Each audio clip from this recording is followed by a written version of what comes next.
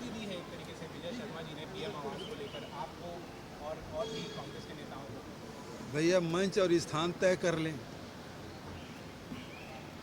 सब मीडिया भी रहे, मंच बना लें, समय तय कर लें, कांग्रेस के लोग इस चुनौती को स्वीकार करें। क्या लगता है ये पीएम आवास की जो बात है बार बार पीएम आवास की स्थिति ये है कि पहले 1,30,000 रुपये मिलता था, अब 1,20,000 रुपये कर दिए। जब ईंटा जो लगता है गरीब लोगों को वही 1,00,000 रुपये का है। भाई दरवाजा खिड़की और लेंटर की बात, प्लास्टर की बात तो छोड़ दो, ईंट जो लग रहा है वही 1,00,000 रुपया खो जाता है। तो उमेश पटेल जी ने विधानसभा में बात कही भी कि भैया इसको 2.5 लाख किया जाए। अभी जो सुनने में यही आ रहा, गरीब लोग जो हैं अब जितना सरकार पैसा दे रही है उसमें तो मकान बन नहीं रहा है, नहीं तो 1,20,000 में सरकार बना के दे दे मकान, मकान बना के दे दे, है ना। और नहीं तो उसको 2.5 लाख करे। और फिर से कह रहा हूँ कि ये चुनौती स्वीकार है। शर्मा जी जहाँ भी स्थान तय कर ले, समय तय कर ले, हम लोग आने के तैयार हैं। अभी तो अभियान चलाए थे, जितने पाकिस्तानी हैं उसको बाहर करेंगे। यहाँ कितने पाकिस्तानी आइडेंटिफाई हुए और कितने को निकाला गया यहाँ से, सरकार बताए। क्योंकि सभी जगह रात रात भर जाग के सारे पुलिस वाले सब दबिश दिए थे, उसको क्या हुआ, पाकिस्तानी को क्या हुआ, बांग्लादेशियों को क्या हुआ। विधानसभा में हम लोगों ने इसीलिए, ये जहाँ चुनाव होते हैं ना वहाँ फिर बांग्लादेशी घुसपैठे आ जाते हैं। अभी बंगाल में, पहले छत्तीसगढ़ में था, फिर झारखंड चले गए, फिर दिल्ली चले गए, फिर अभी बंगाल का चुनाव आने वाला है तो वहाँ जाएंगे। क्योंकि बिहार में सरकार उनकी है तो वहाँ बांग्लादेशी घुसपैठे नहीं होंगे। चिदम्बरम ने भी सरकार की तारीफ की है और कहा रुकवा दी। इसी में पहले सीट पर देखिए, दोनों सरकारों ने सीज फायर की घोषणा की, लेकिन ये अपमानजनक बात है कि इसकी घोषणा राष्ट्रपति ट्रंप ने किया। दोनों सरकारों में से कोई यदि करते और बातचीत करते तो बात अलग थी, लेकिन इसमें जो बातचीत करने का स्थान भी किसी न्यूट्रल प्लेस में करने के जो निर्णय हैं, ट्रंप का जो निर्देश है, वो भी अपमानजनक है। इसके पहले की घटना हम याद करें कि 1971 में इंदिरा जी ने स्पष्ट कर दिया कि कोई बड़ी शक्ति भारत के हस्तक्षेप हम बर्दाश्त नहीं करेंगे।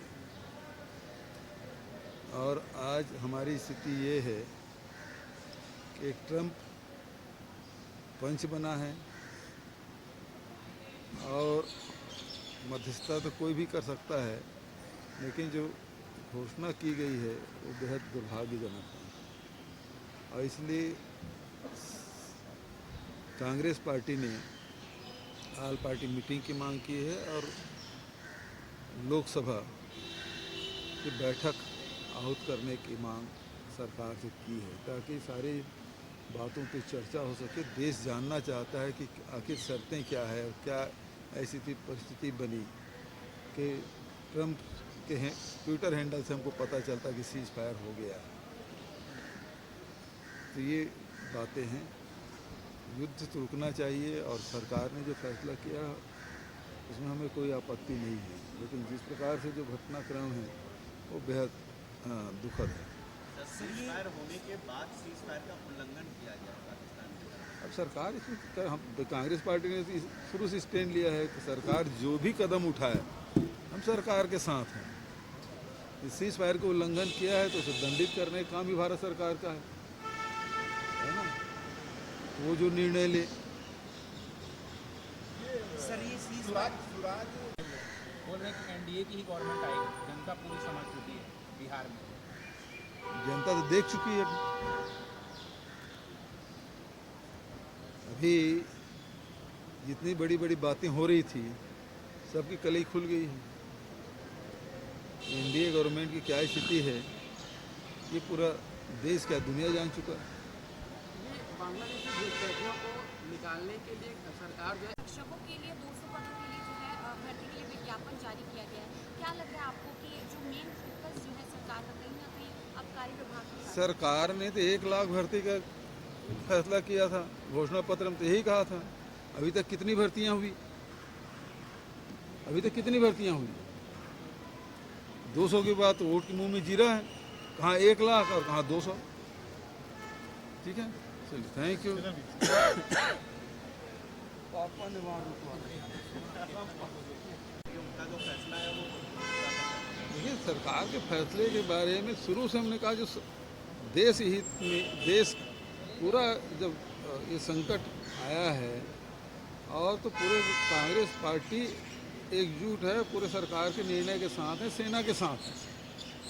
लेकिन सवाल तो अभी भी वही है कि 26 जो आम नागरिक मारे गए हैं उसके लिए जिम्मेदार कौन है?